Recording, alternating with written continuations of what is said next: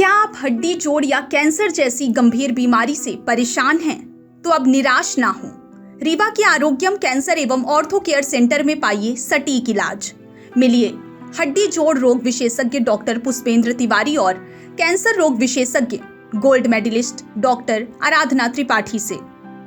हमारा पता है श्याम कॉम्प्लेक्स, नया बस स्टैंड, रीवा। सीधी और सिंगरौली के लाखों लोगों के लिए बड़ी राहत की खबर है। करीब 1.5 दशक से अधूरी पड़ी NH39 4 लेन सड़क परियोजना अब नई रफ्तार पकड़ने जा रही है। लंबे समय से निर्माण में देरी, खराब गुणवत्ता और विवादों में घिरी इस सड़क का जिम्मा अब Madhya Pradesh road development corporation यानी MPRDC से लेकर राष्ट्रीय राजमार्ग प्राधिकरण यानी NHAI को सौंप दिया गया। टेंडर प्रक्रिया पूरी होने के बाद निर्माण एजेंसी ने मौके पर काम भी शुरू कर दिया है। इस सड़क के बनने से सीधी और सिंगरौली के बीच सफर आसान होगा, व्यापार को नई गति मिलेगी और लाखों लोगों को राहत मिलने की उम्मीद है। हालांकि इस परियोजना को लेकर सियासत भी तेज हो गई है। आइए आपको विस्तार से बताते हैं कि पूरा मामला क्या है। करीब 105 किलोमीटर लंबी NH39 4 लेन सड़क परियोजना को विंध्य और ऊर्जा नगरी सिंगरौली की लाइफलाइन माना जाता है। यह सड़क केवल सीधी और सिंगरौली को ही नहीं जोड़ती, बल्कि पूरे विंध्य क्षेत्र के विकास की रीढ़ मानी जाती है। करीब 15 साल पहले इस सड़क को 4 लेन बनाने का सपना दिखाया गया था, लेकिन निर्माण एजेंसी MPRDC समय पर परियोजना पूरी नहीं कर सकी। कई हिस्सों में सड़क का निर्माण शुरू हुआ, लेकिन काम की गुणवत्ता और रफ्तार दोनों पर लगातार सवाल उठते रहे। हालात ऐसे बने कि कई जगह नई बनी सड़क कुछ ही समय में उखड़ने लगी। बरसात के दौरान सड़क गड्ढों और कीचड़ में बदल जाती थी, जिससे रोजाना हजारों यात्रियों को भारी परेशानी का सामना करना पड़ता था। कोयला परिवहन, औद्योगिक गतिविधियों और भारी वाहनों का लगातार दबाव होने के बावजूद यह परियोजना वर्षों तक अधूरी पड़ी रही।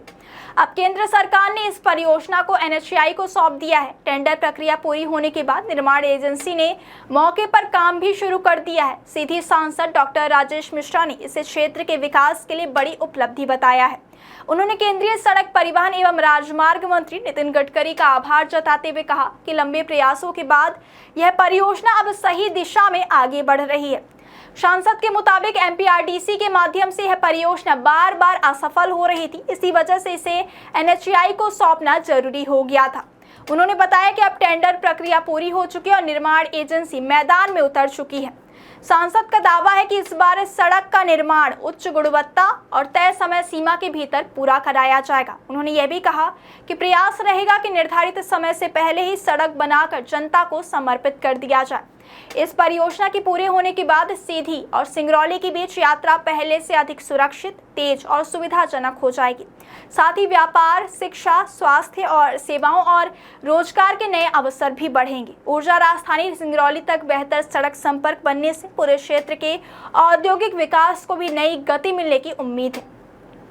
हालांकि इस परियोजना को लेकर राजनीतिक बयानबाजी भी तेज हो गई है। कांग्रेस ने सड़क निर्माण में हुई वर्षों की देरी को लेकर सरकार और जनप्रतिनिधियों पर सवाल खड़े किए हैं।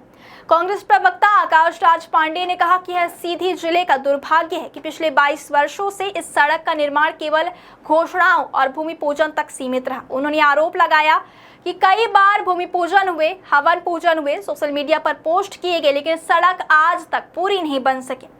उन्होंने कहा कि केंद्रीय मंत्री नितिन गडकरी स्वयं इस सड़क निर्माण में हुई देरी पर लोगों से माफी मांग चुके हैं।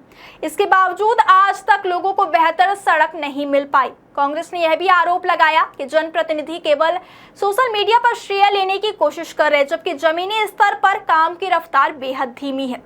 आकाश राज पांडे ने आशंका जताई है कि यदि काम में तेजी नहीं लाई गई तो इस बरसात में भी निर्माण प्रभावित होगा और जनता को एक बार फिर परेशानियों का सामना करना पड़ेगा। उन्होंने कहा कि सड़क निर्माण केवल घोषणाओं से नहीं, बल्कि लगातार निगरानी और गंभीर प्रयासों से पूरा होता है। फिलहाल वर्षों से बदहाल NH39 सड़क से परेशान सीधी और सिंगरौली की जनता को इस बार नई उम्मीद जरूर मिली है। अब सबकी नजर इस बात पर टिकी है कि NHAI तय समय में बेहतर गुणवत्ता के साथ इस परियोजना को पूरा कर पाती है या नहीं, क्योंकि यह सड़क सिर्फ 2 जिलों को जोड़ने वाला मार्ग नहीं, बल्कि विंध्य क्षेत्र के विकास, व्यापार, उद्योग और लाखों लोगों की रोजमर्रा की जिंदगी से जुड़ी सबसे महत्वपूर्ण लाइफलाइन मानी जाती है।